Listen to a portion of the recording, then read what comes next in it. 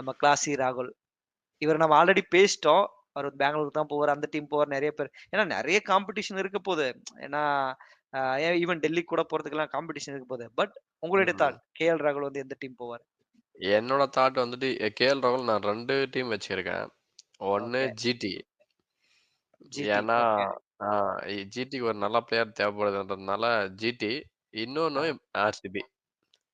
So ஏன்னா 2த்துல RCB யாரோ back ஒரு டீம். ஹோம்ன்ற மாதிரி 2ல ஒண்ணு ஓகே. அடிப்பாங்க. நான் 100% சொல்றேன். பெங்களூர். அதுல எந்த சேஞ்சும் இல்ல. அவங்க ஈவன் ஓகே. 25 குரோர்ஸ் போறதுக்கும் ரெடியா இருக்கிறாங்க. நீங்க எழுதி வச்சுக்கோங்க.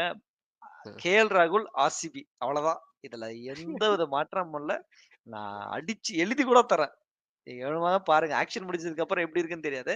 பட் நான் 100% சொல்றேன். கேஎல் ராகுல் ஹோம் கமிங் கன்ஃபார்ம்.